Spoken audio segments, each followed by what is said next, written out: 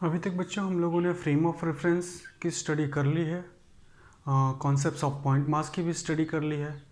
अब आज के क्लास में हम ये जानेंगे कि टाइप्स ऑफ मोशन क्या होता है, कितने टाइप्स ऑफ मोशन होंगे एक बॉडी के on the basis of dimension. ठीक है, आज इस क्लास में हम लोग यही समझेंगे कि on the basis of dimension अगर बॉडी के मोशन को डिफाइन करा जाए तो कितने टाइप्स के मोशन होंगे। फर्स्टली हम ये चीज़ जानेंगे। सेकंड हम ये जानेंगे कि what is the condition of distance and displacement, concepts of displacement and distance को भी समझेंगे। ठीक है, तो सबसे पहले जिस टॉपिक को हम लोग को पढ़ना है वो types of motion on the basis of dimension. तो जैसे हम अगर कंसिडर कर ले तो ये हमारा एक कोऑर्डिनेट सिस्टम मैंने ड्रॉ किया। This is a 3 dimensional rectangular coordinate system, जिसमें इस पॉइंट को मैंने ऑरिजिन कंसिडर कर ली। सिंप्लिसिटी के लिए इसे एक्स एक्सिस कंसिडर कर रखा है और इस वर्टिकल एक्सिस को मैंने वाई एक्सिस कंसिडर किया और ये जो एक्सिस है जो हमारी तरफ आ रही है इस एक्सिस को जेड एक्सिस कंसिडर करा। ओके, तो हमारे पास ये रेक्टेंगुलर कोऑर्डिनेट सिस्टम है, 3 डायमेंशनल कोऑर्डिनेट सिस्टम है, जिसमें ये जो बीच जहाँ पे तीनों की तीनों एक्सिस आके मिल रही है इस पॉइंट को हम क्या कंसिडर करते हैं, तो हम कहते हैं this is origin of the coordinate system. ठीक है, तो मान लेते हैं कि हमारे ऑरिजिन पे एक बॉडी अगर रखी जाए तो उस बॉडी को डिफाइन करने के लिए हम यूज़ करेंगे उस ऑरिजिन की लोकेशन कोऑर्डिनेट वैल्यूज़। तो हम कहेंगे इनिशियली अगर देखा जाए तो एक बॉडी ऑरिजिन पे रखा हुआ है तो उसकी जो कोऑर्डिनेट वैल्यूज़ होगी तो एक्स एक्सिस में ऑरिजिन की वैल्यू क्या होगी 0, वाई एक्सिस में ऑरिजिन की वैल्यू होगी 0 और जेड एक्सिस में भी ऑरिजिन की वैल्यू होगी 0। तो हम कह सकते हैं कि this is the location of origin. Origin को लोकेट करना हो तो हम लोग 0,0,0 से रिप्रेजेंट करते हैं। नाउ अब अगर एक बॉडी इस ऑरिजिन के पास से मोशन करना शुरू करती है, एक पार्टिकल का मोशन हम कंसिडर कर ले कि वो ऑरिजिन से मोशन करते हुए ये ए पॉइंट पे आ गई। सो अगर इस ए पॉइंट को हमें रिप्रेजेंट करना हो तो लोकेशन, अगर ए का रिप्रेजेंट करना हो तो लोकेट करना हो लोकेशन ऑफ ए की लोकेशन अगर बतानी हो तो हम बताएंगे कि x की वैल्यू a के पास नॉन ज़ीरो होगी। तो लेट हमने कहा कि x की वैल्यू हो जाए x1, y की वैल्यू a के पास लोकेशन के पास क्या होगी तो y एक्सिस पे 0 पे है, तो हम इसको रिप्रेजेंट कर सकते हैं 0,0 से।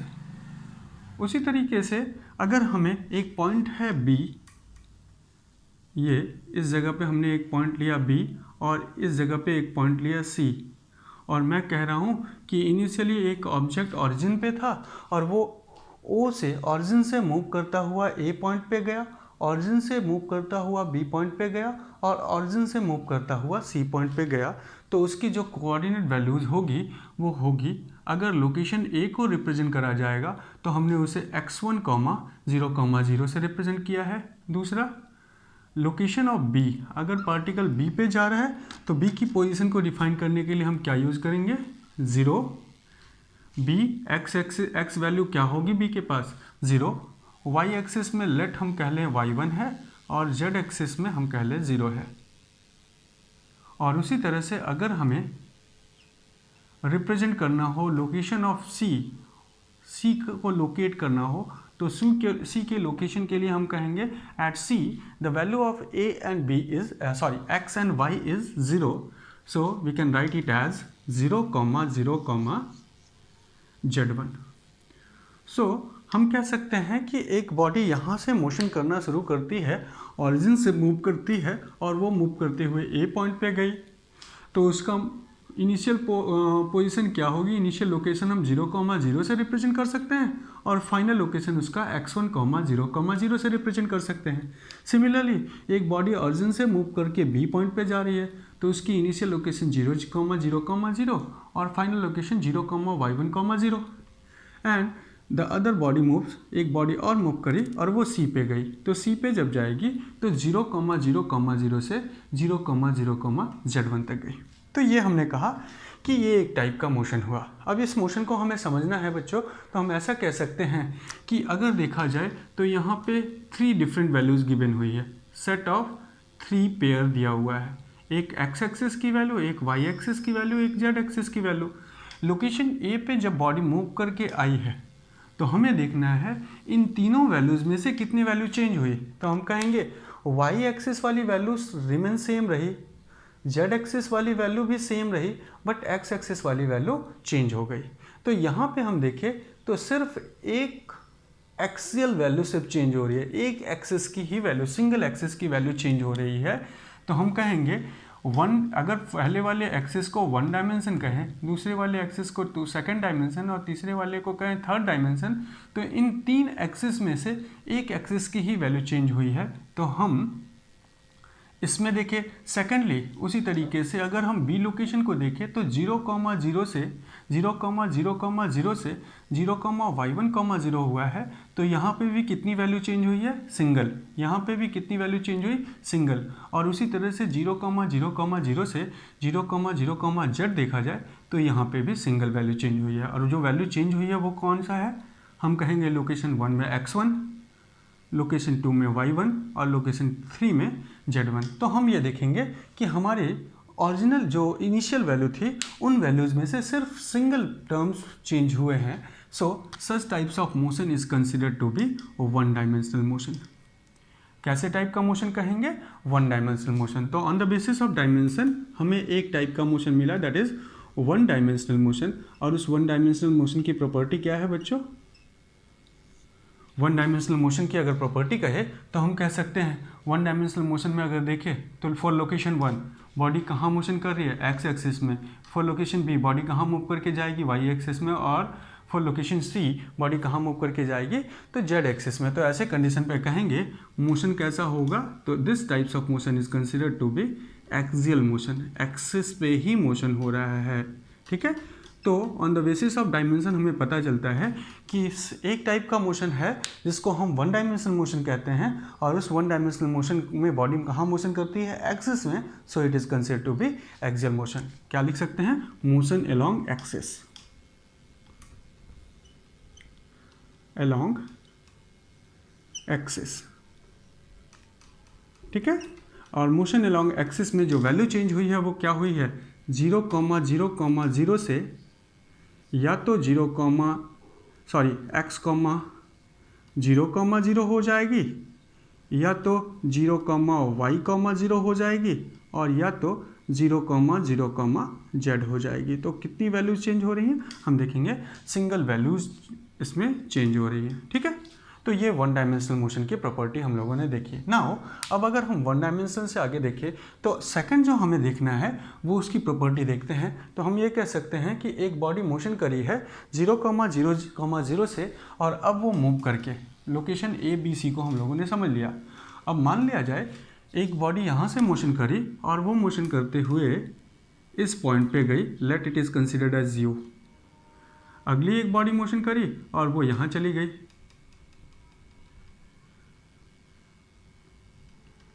और नेक्स्ट एक बॉडी ने मोशन किया और मोशन करता हुआ वो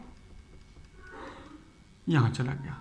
तो let this point is considered to be and this point is considered to be W, such that U की जो पोजीशन है वो हमने कहा A, B, 0 है। सिमिलरली V की जो पोजीशन है वो मैं कह ले रहा हूँ उसको रिप्रेजेंट करने के लिए, तो इसे मैं कह सकता हूँ 0, B, C। और उसी तरह से W को लोकेट करना हो तो W की लोकेशन को मैं डिफाइन किया A, 0, C। तो ऐसे कंडीशन पे अगर देखा जाए तो location of U, location of V and location of W को अगर रिप्रेजेंट करा जाए तो कैसे रिप्रेजेंट करेंगे, तो location of U, location of V and then location of W। Location of U को देखा जाए तो बच्चों क्या हुआ, 0,0,0 से A, B, C पे मूव कर गया, A, B, 0।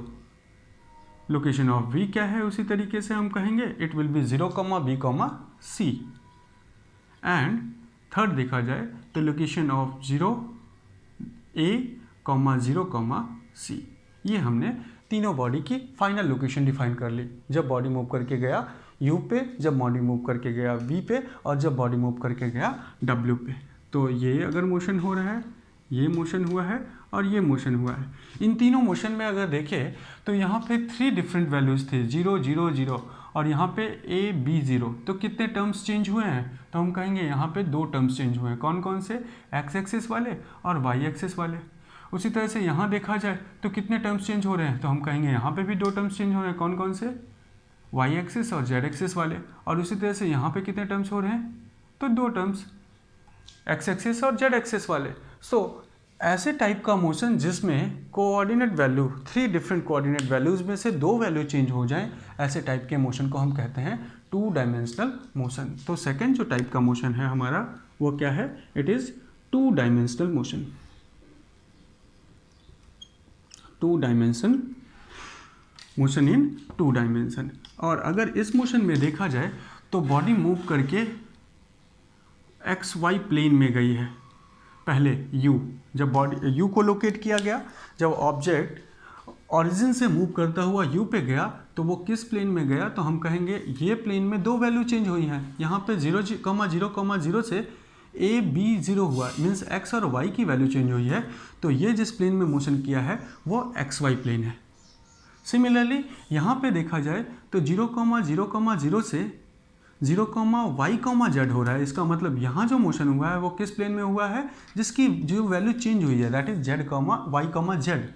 सिमिलरली यहाँ पे देखा जाए तो 0 0 0 से 0 a 0 c हुआ है। इसका मतलब x की वैल्यू चेंज हुई और z की वैल्यू चेंज हुई। तो इसका मतलब ये बॉडी कहाँ मोशन किया है? तो हम कहेंगे xz प्लेन में। तो when body moves 2 dimension, the motion of a body is in plane. Planar motion कहते हैं इसे। और प्लेनर मोशन में बॉडी कैसे मोशन करती है? तो हम बोलेंगे motion along, motion in plane. ठीक है, कहाँ होता है बॉडी का मोशन? प्लेन में। और जो चेंजेज होंगे वो कैसे हो सकते हैं? 0 0 0 से बॉडी की या तो एक्स वाई की वैल्यू चेंज होगी, या तो वाई जेड की, या तो एक्स जेड की। तो हमने यहाँ पे क्या देखा? इट इज़ ए बी 0 और बी सी 0 और ए 0 सी, ये चेंजेज हो रहे थे। ठीक है, अब अगर देखा जाए तो थर्ड चेंज, जिस चेंज में हम कह सकते हैं कि बॉडी 0 0 0 से चलती है और उसकी ए बी और C means x y z तीनों की वैल्यू चेंज हो जाएगी। And such types of motion is considered to be 3 dimensional motion. तो हमारे पास there are 3 different types of motion on the basis of dimension. What is first is 1 dimensional, second is 2 dimensional and third is 3 dimensional motion. और 3 dimensional motion में body x y z तीनों चीज़ को change कर रही है। So such motion is called motion in space. ठीक है, body कहाँ मोशन करेगी? तो हम कहेंगे मोशन इन स्पेस करेगी।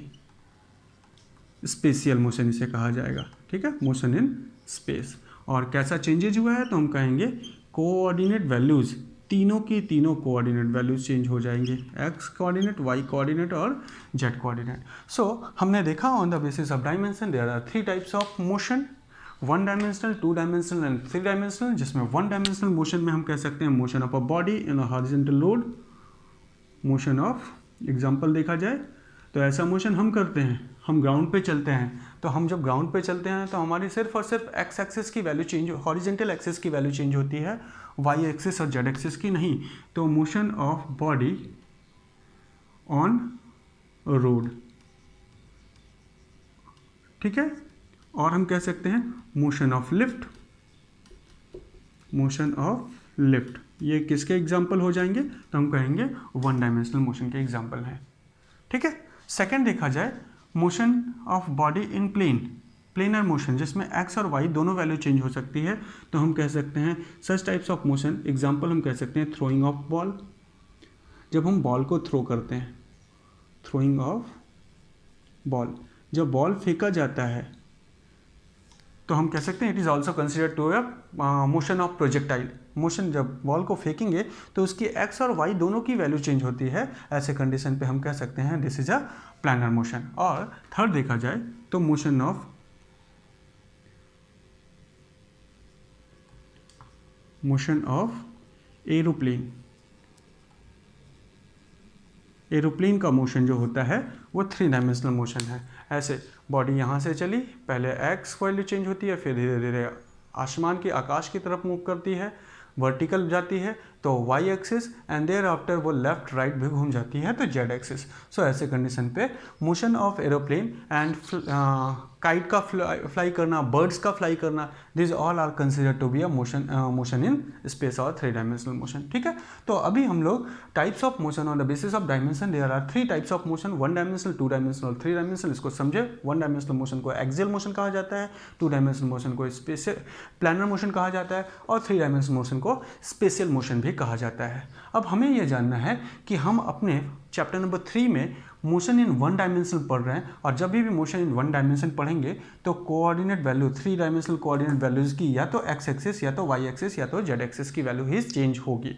तो हमें अपने चैप्टर नंबर 3 में 1 डायमेंशनल मोशन की ही स्टडी करनी है। तो ये हमने जाना कि on the basis of dimension body के मोशन कितने टाइप के होंगे। अब आगे हम लोग को जानना है कॉन्सेप्ट्स ऑफ पोजीशन। तो